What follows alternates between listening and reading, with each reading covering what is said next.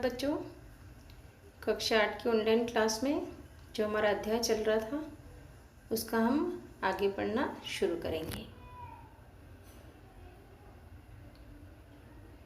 प्रमुख उद्योगों का वितरण। विश्व के प्रमुख उद्योग लोहा इस्पात उद्योग, सूती वस्त्र उद्योग और सूचना प्रौद्योगिकी उद्योग हैं। लोहा इस्पात उद्योग और वस्त्र उद्योग काफ़ी पुराने उद्योग हैं, यानी सबसे पहले लोहा इस्पात और वस्त्र उद्योग स्थापित हुए, जबकि सूचना प्रौद्योगिकी उद्योग एक नया उभरता उद्योग है। वे देश जिनमें लोहा इस्पात उद्योग अवस्थित है यानी जो स्थित है, जर्मनी, संयुक्त राज्य अमेरिका, चीन, जापान और रूस है। वस्त्र उद्योग भारत, हांगकांग, दक्षिण कोरिया, जापान और ताइवान में संकेंद्रित है, यहाँ पर स्थापित है। सूचना प्रौद्योगिकी उद्योग के मुख्य केंद्र मध्यवर्ती कैलिफोर्निया के सिलिकॉन घाटी और भारत में बेंगलुरु प्रदेश में है। सूचना प्रौद्योगिकी ने वर्तमान में सारे भी सूचना आदान प्रदान करने के जितने भी उद्योग हैं उनसे संबंध है। अब देखेंगे हम लोहा इस्पात उद्योग। अन्य उद्योगों की तरह लोहा इस्पात उद्योग में भी बहुत से निवेश उपक्रम और निर्गत शामिल हैं, यानी इसके भी बहुत सारे उद्योग स्थापित हैं। यह एक पोषक उद्योग है। पोषक क्योंकि सर्वाधिक जो हमारे उपयोग में आने वाली इस्पात की चीज़ें और जो जितने भी कारखाने हैं उनमें सारी चीज़ें किससे बनी हुई है?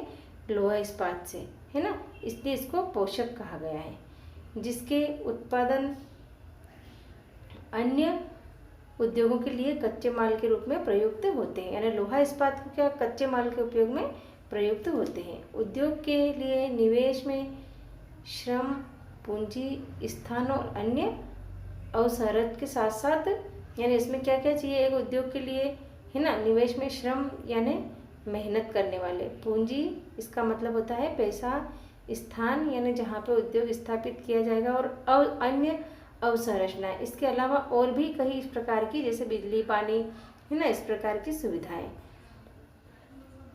हैं। लौह अयस्क से इस्पात निर्माण की प्रक्रिया में कई चरण शामिल है, यानी लौह अयस्क से इस्पात का निर्माण होने से कई चरण यानी बहुत सारी प्रक्रियाओं के बाद ये इस्पात बनता है। कच्चे माल को झोंका भट्टी में रखा जाता है जहां वह प्रगलित होता है यानी गलता है। चित्र आपकी किताब में एक झोंका भट्टी का चित्र दे रखा है, उसे देखिए आप। इसके बाद यह परिशोधित होता है, प्राप्त उत्पादन इस्पात होता है, यानी जो सब इतनी प्रक्रियाओं के बाद जो हमें प्राप्त होता है वो क्या होता है? इस्पात होता है, जो अन्य उद्योगों में कच्चे माल के रूप में प्रयुक्त किया जाता है, यानी इसको इस्पात को फिर क्या किया जाता है? अन्य उद्योगों में स्थापित किया जाता है। इस्पात कड़ा होता है यानी कठोर, और इसे आसानी से काटा और आकार दिया जा सकता है ना। काटा और आकार दिया जा सकता है, अथवा इससे तार बनाए जाते हैं। एल्यूमिनियम, निकल, तांबा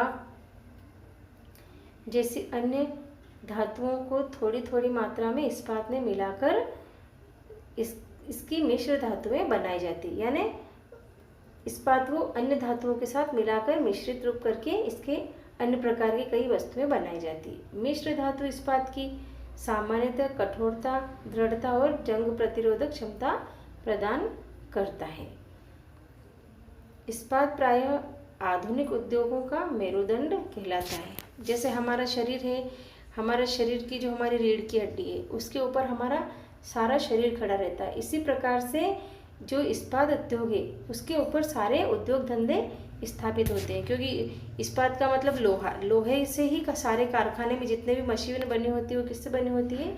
इस्पात की बनी होती है, इसलिए उसको अन्य सभी उद्योगों का मेरुदंड कहा गया है। लगभग सारी वस्तुएं जिनका हम लोग उपभोग करते हैं वे या तो लोहा या इस्पात से बने होते हैं, अथवा इन धातुओं से निर्मित औजार और मशीनों से बने पौध, रेलगाड़ी, ट्रक और ऑटो अधिकांशतः इस्पात से बने हैं।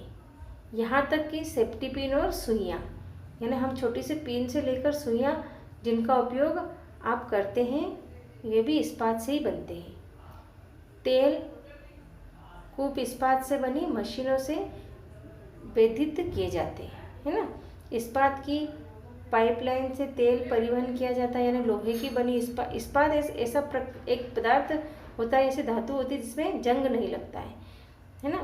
तो इससे परिवहन, यानी इसमें पाइपलाइनों द्वारा तेल परिवहन किया जाता है। खनिजों का खनन इस्पात के उपकरणों से होता है। कृषि के संयंत्र इस्पात से बने होते हैं, यानी हमारे कृषि में जितने भी औजार उपयोग होते हैं वो किसके बने होते हैं? इस्पात के बने होते हैं। विशाल भवनों का ढांचा इस्पात का बनाया जाता है। हमें पता है, जैसे विशाल भवन का मतलब हम जो पिलर्स वगैरह मकान के बनाने से पहले पिलर भरते हैं, उसके बाद छत भरते हैं, है ना। तो इस प्रकार में हमारे सारे विशाल भवन बनाने में किसका उपयोग होता है? इस्पात का। 1800 ईस्वी के पूर्व इस्पात उद्योग वहाँ स्थित ये इसमें कच्चा माल, विद्युत आपूर्ति और बहता जल आसानी से उपलब्ध हो, है ना।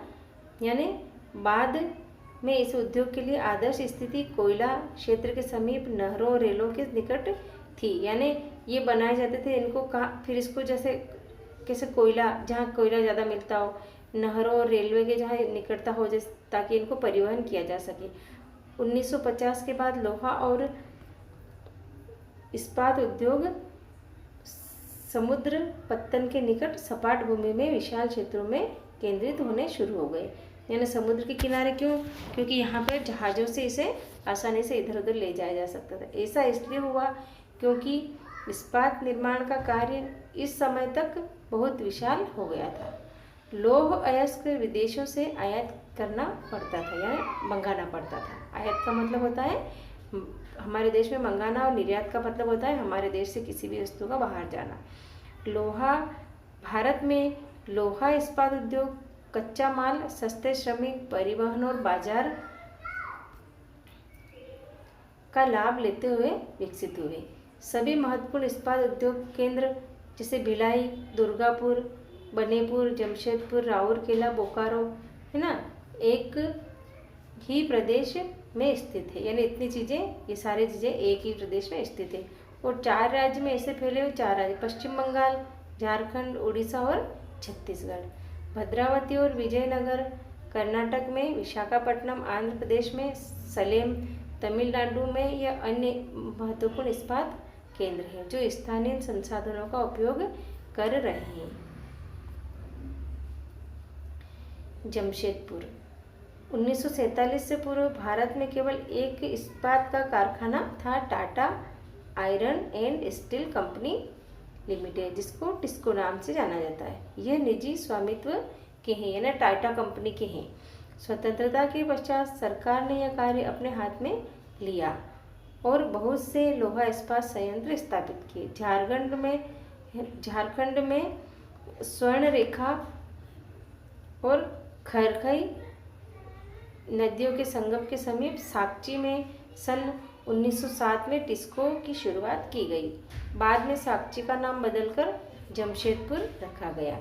भौगोलिक रूप से जमशेदपुर देश में लोहा इस्पात केंद्र के रूप में सर्वाधिक सुविधाजनक स्थान पर है। यानी यहाँ पर परिवहन की सुविधाएं और जो भी कारखाने के लिए स्थापित संयंत्र चाहिए वो यहाँ पर सुविधाजनक स्थान पर है। जमशेदपुर में टिस्को की स्थापना के बाद अन्य कई औद्योगिक संयंत्र स्थापित किए गए।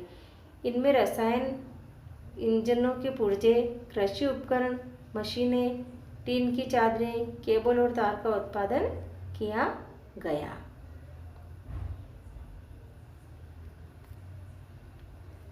भारत में लोहा इस्पात उद्योग के विकास के त्वरित औद्योगिक विकास आरंभ हुआ। भारतीय उद्योग में लगभग सभी क्षेत्र अधिकांशतः अपने आधारभूत अवसंरचना के लिए लोहा इस्पात उद्योग पर निर्भर है। यानी सारे उद्योग किसके ऊपर निर्भर है? लोहा इस्पात के ऊपर। भारतीय लोहा इस्पात उद्योग में वृहद समाकलित इस्पात संयंत्र के साथ साथ लघु इस्पात मिल भी स्थापित है, यानी लघु इस्पात मिल का मतलब कारखाने स्थापित है। इसमें द्वितीयक उत्पादन, रोलिंग मिल और सहायक उद्योग भी शामिल है। पिट्सबर्ग, यह संयुक्त राज्य अमेरिका का एक महत्वपूर्ण इस्पात नगर है।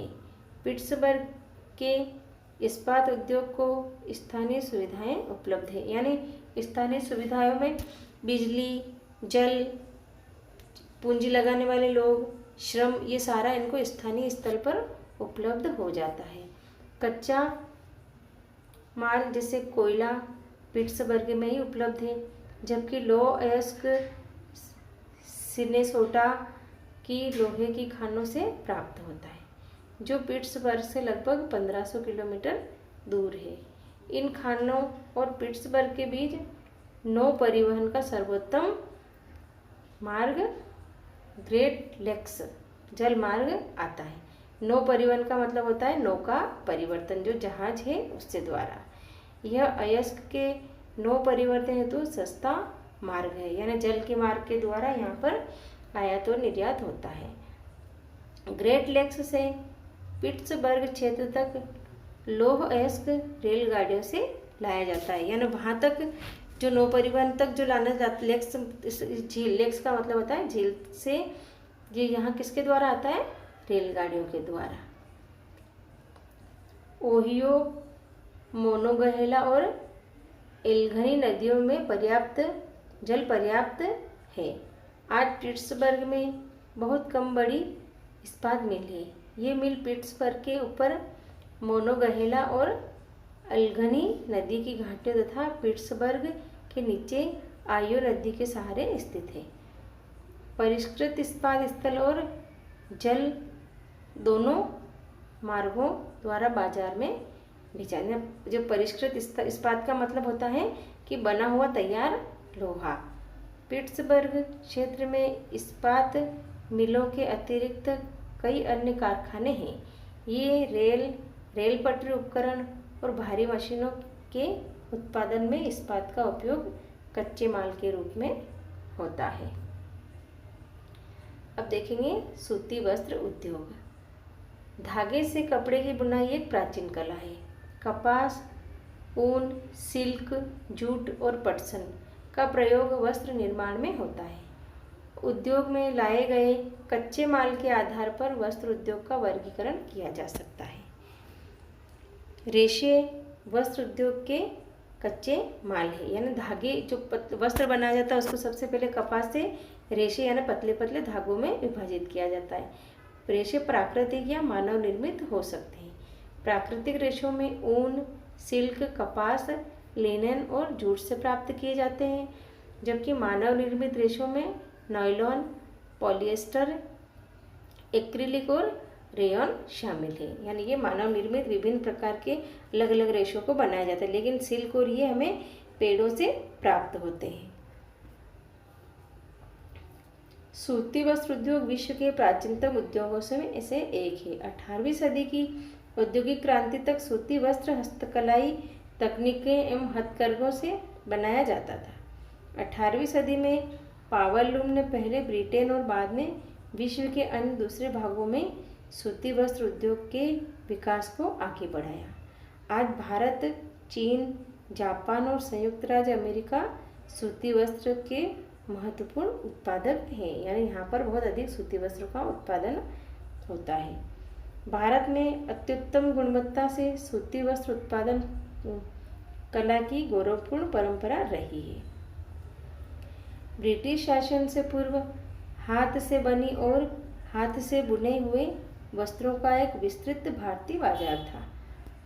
ढाका का मलमल, है ना, मसूलीपट्टनम की छींट, कालीकट के केलिको तथा बुरहानपुर, सूरत, बड़ोदरा व के सुनहरी जरी वाले काम सूती वस्त्र गुणवत्ता और डिजाइन के लिए विश्वविख्यात थे। लेकिन हाथ से बने वस्त्रों के काम सूती वस्त्र का उत्पादन महंगा और बनाने में अधिक समय लगता था।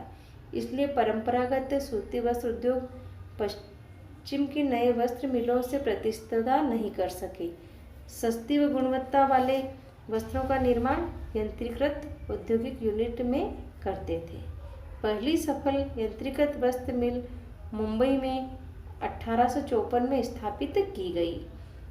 उष्ण आर्द्र जलवायु मशीन आयात के लिए पत्तन कच्चे माल की उपलब्धता और दक्ष श्रमिक इस प्रदेश में इस उद्योग के द्रुत फैलाव में सहायक रहा। प्रारंभ में यह उद्योग महाराष्ट्र और गुजरात राज्य में अनुकृत आदर्श जलवायु के कारण पनपा, लेकिन वर्तमान में आर्द्रता कृत्रिम रूप से उत्पन्न की जा सकती है और कच्ची कपास शुद्ध होती है एवं वस्त्र उत्पादन प्रक्रिया में इसका वजन कम नहीं होता। इसलिए यह उद्योग भारत के विभिन्न भागों में फैल गया। कोयम्बटूर, कानपुर, चेन्नई, अहमदाबाद, मुंबई, कोलकाता, लुधियाना, पुडुचेरी और पानीपत के कुछ अन्य महत्वपूर्ण केंद्र हैं।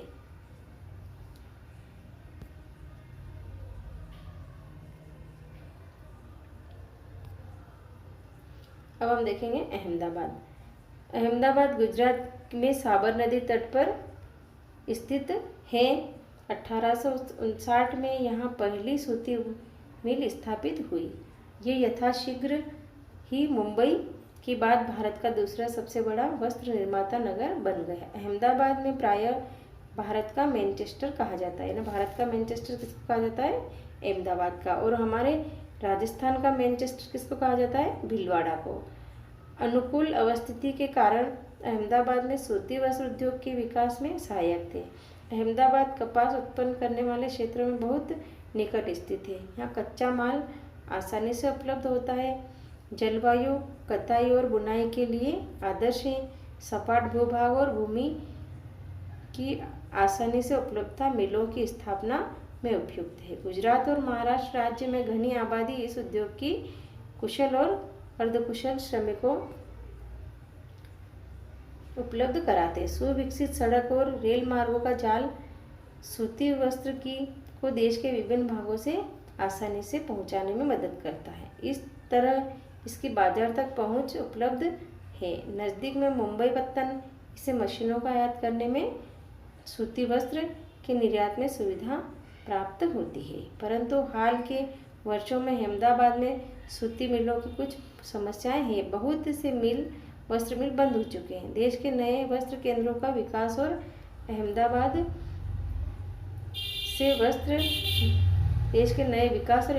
को मिलों से मशीनी प्रौद्योगिकी का नवीकरण न होना इसका प्रमुख कारण रहा है। अब हम पढ़ेंगे ओसाका। जापान का एक महत्वपूर्ण वस्त्र निर्माण केंद्र है।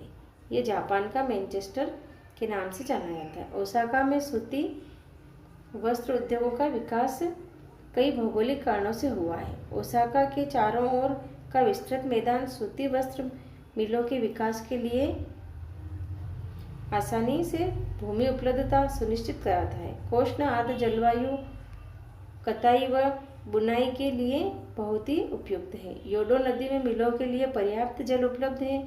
श्रमिक आसानी से उपलब्ध है। पत्तन की उपस्थिति कच्चे माल कपास को आयात करने के लिए वस्त्रों के निर्यात की सुविधा उपलब्ध कराती है। ओसाका का वस्त्र उद्योग पूर्णतः आयातित कच्चे माल के ऊपर निर्भर है। कपास मिस्र, भारत, चीन और यूएसए से आयात की जाती है। परिष्कृत उत्पादन अधिकांशतः निर्यात किया जाता है ना, बाहर भेजा जाता है। उत्तम गुणवत्ता और कम मूल्य की वजह से इसका एक अच्छा बाजार है। यद्यपि देश का यह एक महत्वपूर्ण उद्योग है, लेकिन हाल ही में ओसाका के सूती वस्त्र उद्योग का स्थान अन्य उद्योगों जैसे लोहा इस्पात, मशीनरी, जहाजरानी, ऑटोमोबाइल, विद्युत उपकरण और सीमेंट लेते जा रहे हैं।